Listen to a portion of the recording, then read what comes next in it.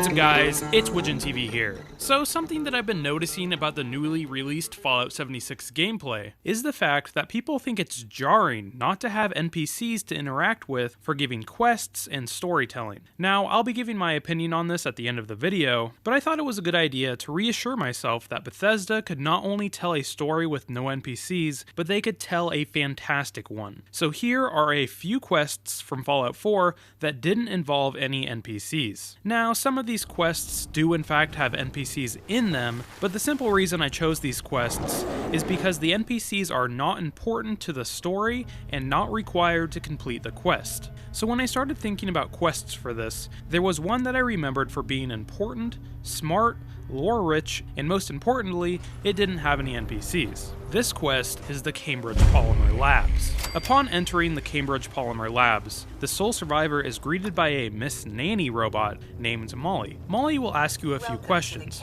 She can be entertaining to talk to, but ultimately she's not essential for this quest. As soon as the sole survivor enters the clean room, Molly locks the door and informs the player that Director Elwood has issued a mandatory overtime edict to the staff, and that nobody will leave the laboratory until the project has been completed. The room will then fill with an alarming amount of radiation. Because I had to create a new character in order to get this footage for this quest, I didn't have any right away, so this was a bigger deal than it should have been. Just past the clean room, the player will come into a room with a terminal directly in front of them, in a large machine called the Polymer Coating Applicator. The terminal will have the research data from the experiment that has been performed up to this point, and this will be important to know how to complete the quest correctly. So to complete the project, the sole survivor must supply the applicator with the reagents lithium hydride and gold, in addition to the radioactive mineral U-238. After acquiring this knowledge, the rest of the quest consists of scavenging around the lab looking for these elements containers, all the while fighting off the now ghoulified scientists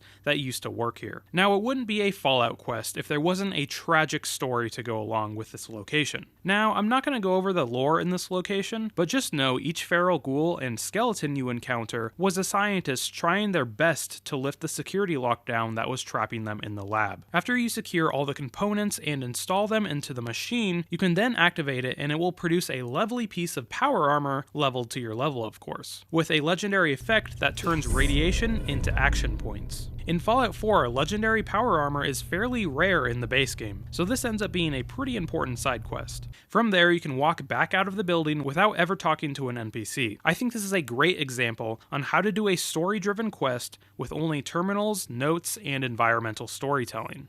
Another quest that I thought about was the Museum of Witchcraft, or the Devil's Due quest that pops as soon as you enter the museum. This location also has a story, but this time it's about a group of mercenaries. You uncover their story with holotapes this time, along with more environmental storytelling. This group of gunners was sent here to acquire Deathclaw eggs for a wealthy client who wanted to eat them. You quickly find out what happened to the raiding party as you walk through the building, and it's not pretty. You are then led into an encounter with a Deathclaw. And again, I was underleveled for this, so that was fun.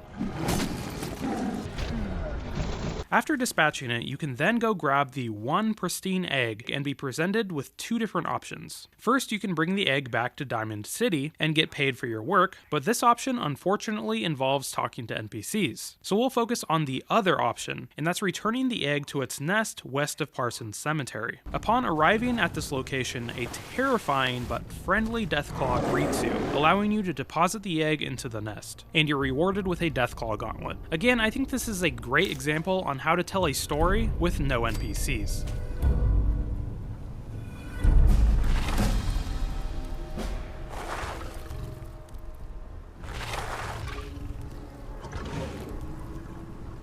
Alright, I have one more quest for you, and it's called the Gilded Grasshopper. Now this quest you may have actually ended up missing in the game, because it's a fairly short missing persons quest. You can find it in the Valentine Detective Agency after doing the quest to save Valentine from the Triggermen. It sends you to a few different buildings where you have to kill super mutants and ghouls. You will end up on a roof where you can find the dead body of Marty Bullfinch. Up here you can also find the Gilded Grasshopper. The Gilded Grasshopper is atop a golden dome next to the ruined bell tower. Reading the a note inside, called the food for the grasshopper, you can get some lore and the next location to visit. It tells you to go to the grave of Shem Down, near the Pikmin Gallery. After clearing all the ghouls, you can dig up Shem and collect your loot, including a radioactive sword, a gold bar, 2 silver bars, and 3 copper bars. So there are a few quests that show that NPCs are not required in order to tell a compelling story. There are many more quests that do not require NPCs, not only in Fallout 4, but in all the Fallout games. And some of these quests end up being the most memorable. But before I end the video, I kinda wanted to throw my opinion out there. First off, after seeing only a little bit of Fallout 76 gameplay, you can tell that there are in fact NPCs in this game. Actually, there are a ton of them, and when it was announced that they were removing them, I and many others thought they strictly meant that there was going to be no friendly thing to talk to, other than the occasional real player that you will run into. But in 76,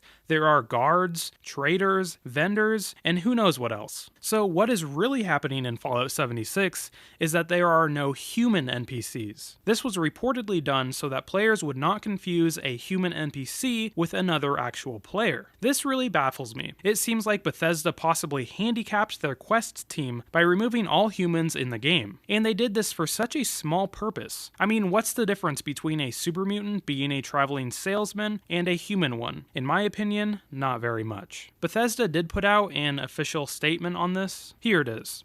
As in our previous Fallout games, after the bombs fell, cold hard metal survived, so you'll encounter a lot of robots and AI surviving and adapting to the new world. Some of our robots are major quest givers, and you'll get to know them well. One of the central themes of the game is that when Vault 76 opens its doors, players are the only living people in the entire game world. So our stories focus on the notes, holotapes, and terminals that the brave but now sadly deceased former residents of Appalachia. Who were these people? How did they die? Are there things the dead can teach me? Are there things that they left undone that may need to be finished? So that's their official response. In the end, these are just my opinions before launch. Maybe when I get my hands on the game, everything will become clear, and all my concerns will be cleared up. But what do you guys think? Should Bethesda have taken out human NPCs from Fallout 76? I would love to hear your opinions down in the comments below. Alright, that's all I have on quests involving no NPCs. I hope everybody enjoyed the video. If you did, I implore, a bunch of people made fun of me for using that word in my last video, I implore you to hit the like button and consider subscribing. Also consider following me on Twitter. It's the best place for me to keep in contact with you guys. But anyway, this has been Widgeon TV. Thanks for watching, guys.